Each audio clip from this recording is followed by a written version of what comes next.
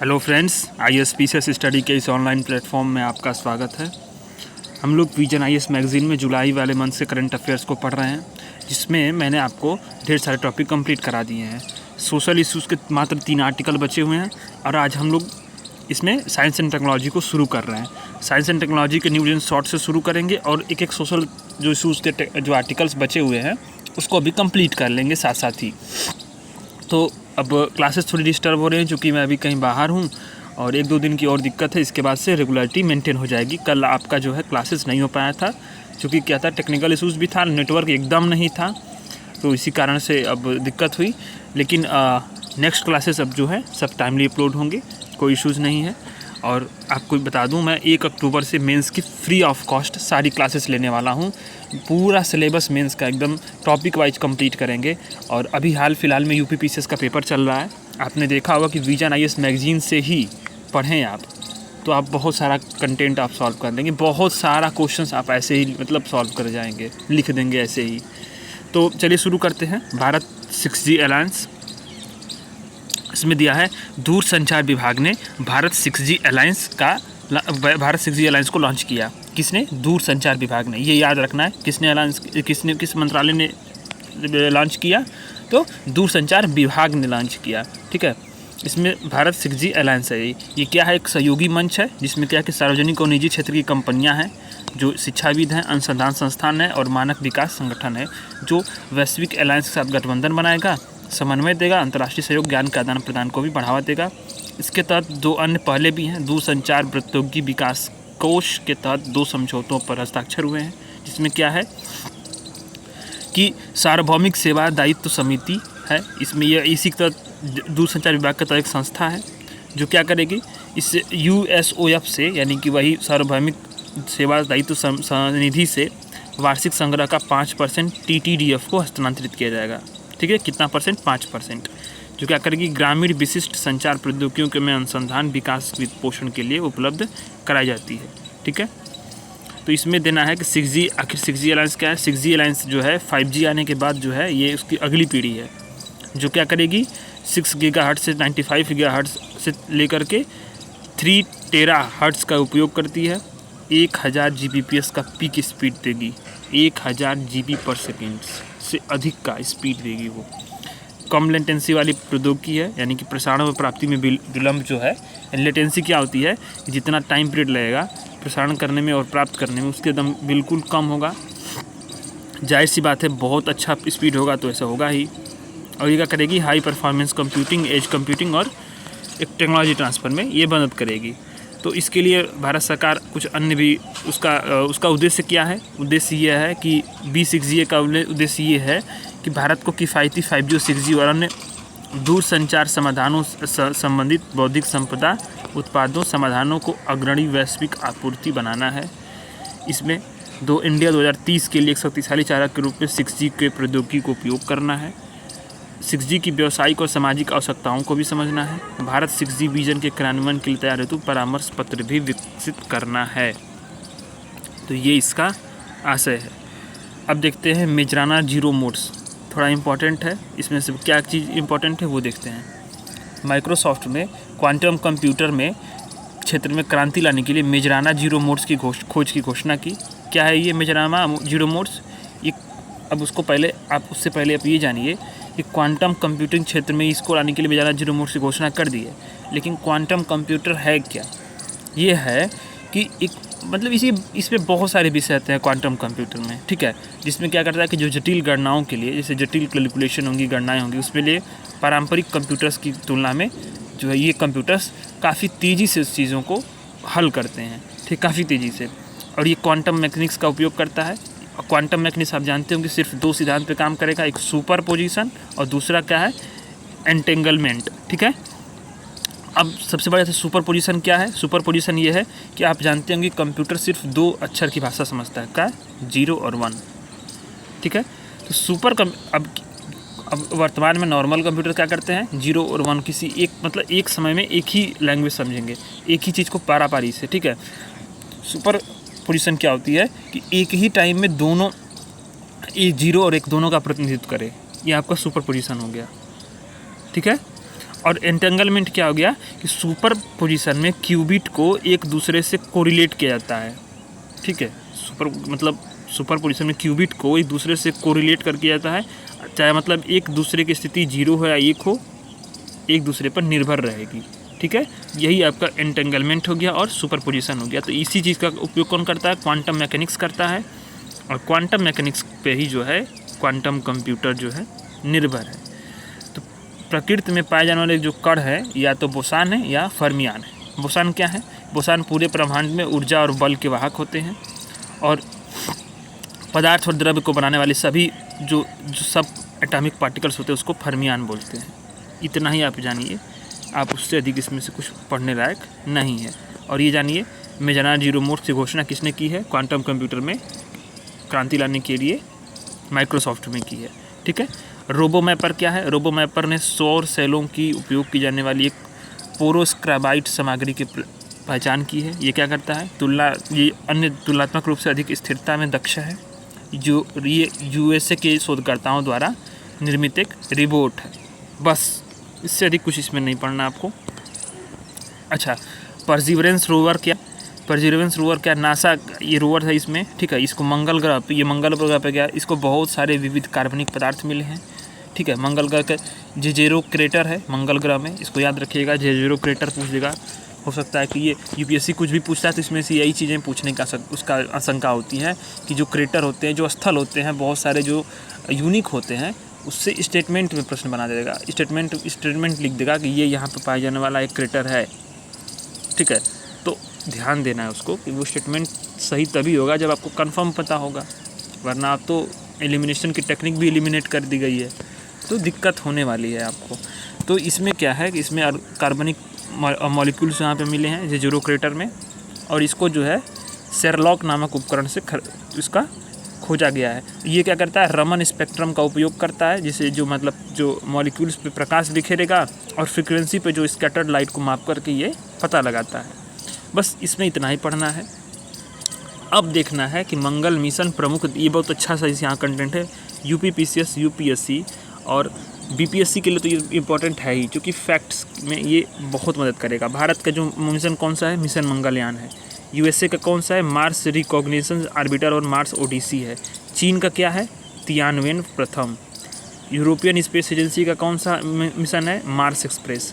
और यूएई का होप, ये बहुत इंपॉर्टेंट है, ये पूछा हुआ यूपीपीसीएस का PYQ है ये होप, ठीक है।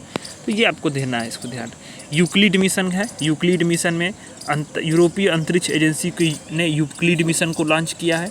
अभी उसका उद्देश्य क्या है? डार्क मैटर और डार्क एनर्जी के ब्रह्मांडीय रहस्यों का अध्ययन करना है, और इसका क्या करेगा? पर्यवेक्षण करके ब्रह्मांड का 3D मैप तैयार करेगा। किसने किया? यूरोपीय अंतरिक्ष एजेंसी ने यूक्लिड मिशन को लॉन्च किया, ठीक है। तो ये बहुत इंपॉर्टेंट है। ये क्या करेगा? पूरा जो है परावर्तक टेलीस्कोप से लैस है, और ये क्या करेगा? पृथ्वी जो सूर्य प्रणाली के लैरेंज बिंदु 2 की ओर यात्रा करेगा, मतलब पीछे की तरफ से यात्रा करेगा, ठीक है। ये मतलब इसमें ध्यान देना कि किस देश ने लॉन्च किया और इसका क्या उद्देश्य है। तो न्यूज़ इन शॉर्ट्स में इतना तो हम लोग कर लिए। अब आते हैं हम लोग सोशल इशूज़ का जो आर्टिकल बचा हुआ है, बहुत इंपॉर्टेंट आर्टिकल है, उसको कंप्लीट थोड़ा कर लेते हैं।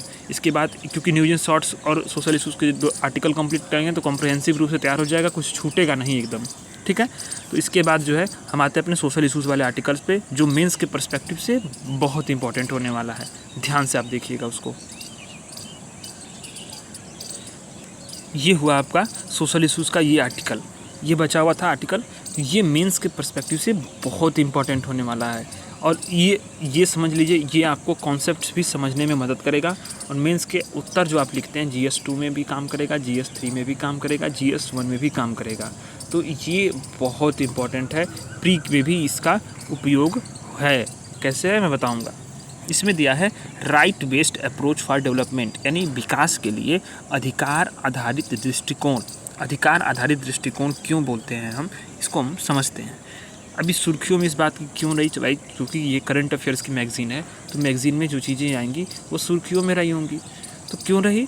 कि राजस्थान सरकार ने न्यूनतम आय गारंटी विधेयक 2023 को पेश किया। किसने? राजस्थान सरकार ने न्यूनतम आय गारंटी विधेयक 2023। इस विधेयक में क्या है कि जो गारंटीशुदा मजदूरी या पेंशन के रूप में न्यूनतम गारंटीकृत आय देने का प्रस्ताव है। ठीक है, इसका उद्देश्य क्या होगा, मतलब एकदम न्यूनतम गारंटी आय मिलेगी आपको। उद्देश्य क्या है, ग्रामीण और शहरी दोनों स्तर पर रोजगार देना है। और यह विधेयक जो है हमारे जो मतलब आया है राजस्थान का, ये हमारे राज्य के नीति निदेशक तत्व यानी डीपीएसपी के सिद्धांतों के एकदम बेहद अनुकूल है, उसी के अनुसार है। अब प्रश्न उठता है कि कौन से ऐसे सिद्धांत हैं डीपीएसपी में, कौन से ऐसे आर्टिकल्स हैं जिनके अनुरूप यह बात जो है उसके अनुरूप है और उसके एकदम बिल्कुल अनुकूल है। तो ये 2 सिद्धांत हैं, उसको ध्यान देना है, अनुच्छेद 38(2) और अनुच्छेद 41। ये यूपीपीसीएस और यूपीएससी क्या करती है कि डीपीएसपी से जो प्रश्न बनते हैं यानी directive principle of state policies, ठीक है, तो ये बहुत इंपॉर्टेंट होते हैं क्योंकि यहीं पे match the column, statement, direct प्रश्न या फिर आपको जो है क्रॉस वर्ड्स में भी दे देगा और आपको उसको मैच कराना होता है। तो ये बहुत ज़रूरी होता है क्योंकि यहाँ कंफ्यूज करता है। तो हमको देखना है कि 38(2) क्या कहता है, आय की असमानता को कम करने का प्रयास कौन करेगा, राज्य करेगा। आय की असमानता को कम करने का प्रयास करेगा। और आर्टिकल 41 का कहता है कि कुछ दशाओं में काम पाने का यह अधिकार देगा। दोनों आर्टिकल यूपीपीसीएस यूपीएससी के प्री के लिए एकदम याद कर लीजिए, ये बहुत इम्पॉर्टेंट है। और जब प्रश्न पूछता है तो जाहिर सी बात होती है कि यूपीएससी प्रश्न कैसे पूछता है, उसका प्रश्न पूछता होता है चाहे यूपीपीसीएस स्टैटोडायनेमिक, यानी कि जो डायनेमिक टॉपिक्स हैं, ठीक है, उसके स्टैटिक पार्ट को ही वो पूछते हैं। यही तरीका होता है पढ़ने का कि जो उसका बेसिक कॉन्सेप्ट है दिया हुआ है मैगजीन में, उसको एकदम रट जाइए। ठीक है, अब क्या हुआ कि तमिलनाडु, झारखंड, राजस्थान जैसे भी राज्यों ने भी कई सारे कोविड-19 के दौरान इसी तरह की दृष्टिकोण का अपनाया था। किस तरह के दृष्टिकोण का, अधिकार आधारित दृष्टिकोण का, विकास के लिए। ठीक है, अब ये अधिकार आधारित दृष्टिकोण है क्या, वो समझते हैं। ये बहुत इंपॉर्टेंट है। इसमें यह है कि यह दृष्टिकोण क्या करता है, विकास को यानी डेवलपमेंट को मौलिक मानव अधिकार और स्वतंत्रता को साकार करने की एक प्रक्रिया के रूप में देखता है। लोगों की पसंद और उसके मूल्यों के अनुरूप जीवन जीने की क्षमताओं का विस्तार करता है। यह दृष्टिकोण क्या करता है, निर्धन, उपेक्षित और कमज़ोर समूहों को नीति निर्माण के केंद्र में रखते हुए क्षमता निर्माण की जो आवश्यकताएं, रणनीतियों पर ध्यान केंद्रित करता है। आमतौर पर क्या होता है कि विकास आधारित प्रणाली में स्वास्थ्य, शिक्षा, रोजगार, दिव्यांगता, ग्रेच्युटी और पेंशन जैसे उपाय शामिल होते हैं। ठीक है, तो ये बहुत ज़रूरी है, इसको ध्यान दीजिएगा आप। भारत ने क्या किया है कि मनरेगा अधिनियम, सूचना का अधिकार अधिनियम जैसे कई सारे जो है अधिकार आधारित मतलब दृष्टिकोण से विकास को लाने के लिए लागू किए हैं। ठीक, इसकी आवश्यकता क्यों है, इसके पहले हम ये जान लेते हैं कि भारत में कौन कौन से अधिकार आधारित दृष्टिकोण के उदाहरण हैं। तो ये देखिए आप, सूचना का अधिकार आधार अधिनियम, मनरेगा, अनुसूचित जनजाति और अन्य पारंपरिक वन निवासी अधिनियम 2006, शिक्षा का अधिकार अधिनियम 2009, जो सन है ये भी याद रखिए, मनरेगा 2005 और इस बाद राष्ट्रीय खाद्य सुरक्षा अधिनियम 2010, national food security act NFC 2013। ठीक है, तो ये सारे जो एक्ट्स हैं, ये एक्ट आप समझ लीजिए कि ये जन कल्याणकारी योजनाएं और अधिकार आधारित विकास का दृष्टिकोण जो भारत का प्रति है, ठीक है, वो लोगों के प्रति भारत का है, उसका उसी का सबसे बेहतरीन उदाहरण है, सबसे बेहतरीन नमूना है। और इसी का ये देन है कि भारत जो है आज विश्व में सबसे अधिक कल्याणकारी योजनाओं को अपने राज्य के सहायता से चला रहा है। ठीक है, तो ये जो है भारत के उदाहरण है और इसको आप लिख सकते हैं। और ये बहुत इम्पोर्टेंट, ये एक अच्छा सा एक बनाया है उसने, फ्लो चार्ट बनाया है। इसको आप मेंस में आंसर राइटिंग में यूज कैसे कर सकते हैं कि अधिकार आधारित दृष्टिकोण का सिद्धांत क्या है, पैनल क्या है उसका, लीगल हो, लीगलिटी हो, एम्पावरमेंट हो मतलब वो सशक्त करे, ठीक है, गैर भेदभाव हो और समानता को स्थापित करे, सरकार की जवाबदेही हो और लोगों की भागीदारी हो। इससे क्या होगा कि आपका जो है अधिकार आधारित दृष्टिकोण के जो है मूलभूत सिद्धांत हैं और इसी से यह सुनिश्चित हो सकेगा कि यह जो हम विकास का जो कर रहे हैं वो लोगों के लिए है और लोगों की ये अधिकार है, ये विकास न कि मजबूरी है, न कि आवश्यकता है। ठीक है, बल्कि ये आपका अधिकार है। तो अधिकार हो जाने से होता क्या है कि आपको लीगैलिटी मिलती है, मतलब एकदम आपको वैधता मिलेगी। ठीक, तो ये चीज़ें हैं, आप इसमें लिख सकते हैं। मेंस का आंसर राइटिंग में GS 2 में भी लिख सकते हैं, GS 1 में भी लिख सकते हैं, GS 3 में भी लिख सकते हैं। तो ये इतना इम्पॉर्टेंट टॉपिक है कि मैं आपको क्या बताऊं। अब आता है कि इस दृष्टिकोण की आवश्यकता क्यों है, क्योंकि लोगों की जो भागीदारी है, ठीक है। अब ऐसा माना था कि लोग क्या करते, लोग पहले क्या होते हैं, सेवा बस लेते हैं, लेकिन अब क्या है कि इससे जब अधिकार आधारित होगा तो वो भागीदार भी होंगे, भागीदारी करेंगे, वो अपना हक मांगेंगे। तो इससे विकास की तरफ जो है जो होगा क्या कि आपकी ये सरकार की भी मजबूरियाँ होंगी और ये जवाबदेहिता की ओर ले जाएगी। समावेशी विकास को सुनिश्चित किया जाएगा, जैसे विशेष वंचित समूहों में विशेष प्राथमिकता दे करके। इसके बाद सरकार का दायित्व भी बनेगा।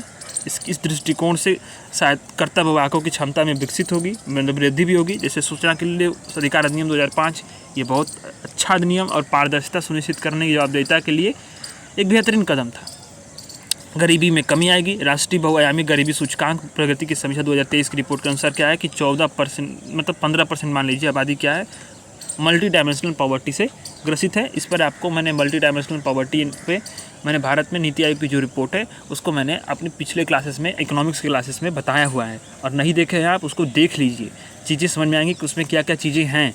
जो वैश्विक global multi dimensional poverty index के जितने मानक हैं और भारत के कितने मानक हैं, भारत के 2 मानक अधिक हैं गरीबी को मापने के लिए, उस सारी चीज़ों को मैंने एक्सप्लेन किया। आप उसको देखिएगा क्योंकि ये कॉन्सेप्ट बिल्डिंग में आपको काम करेगा और यही प्री में काम करेगा आपको।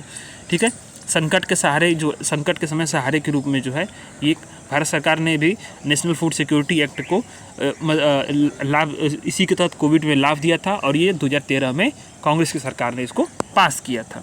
अब चुनौतियाँ भी हैं। चुनौतियाँ ये हैं कि विकास से समझौता हो सकता है, क्योंकि क्या है कि बहुत सारा कल्याणकारी योजनाओं के नाम पर जो चीज़ें बंटती हैं उससे क्या है कि सरकारी खजाने पे बोझ भी पड़ता है।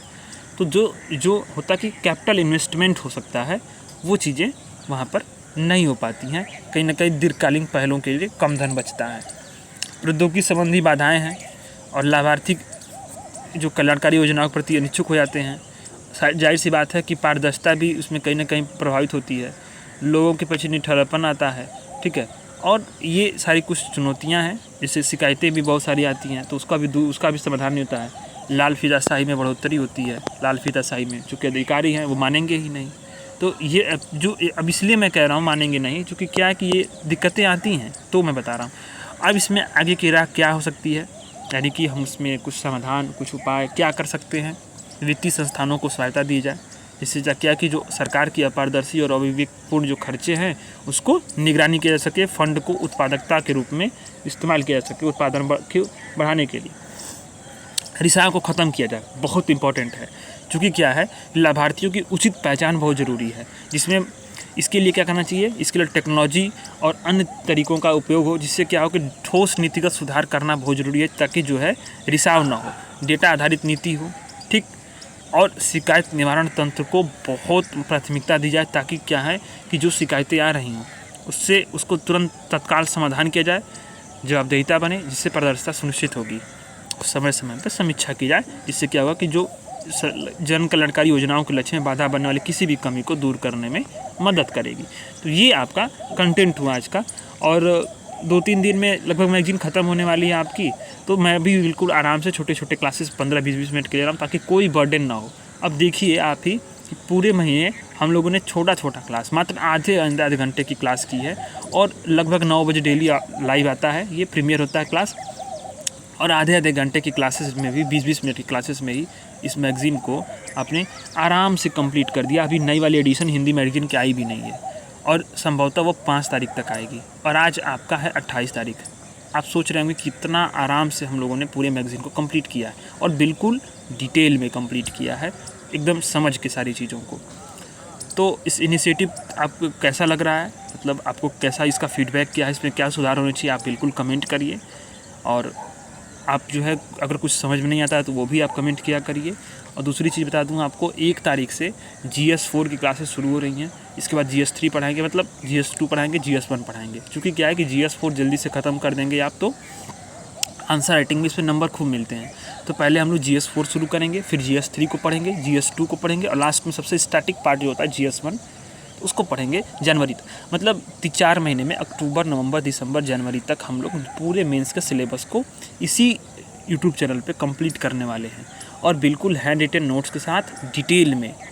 तो और ये क्लासेस बिल्कुल एकदम ऐसी हॉलिस्टिक अप्रोच से कराई जाएंगी कि आप भी सोचेंगे कि ऐसा कंटेंट पूरे यूट्यूब पे नहीं होगा फ्री में, जो मेंस में आपको डायरेक्ट आंसर राइटिंग में हेल्प कर दे कि आप उसी से आप आंसर लिख दें।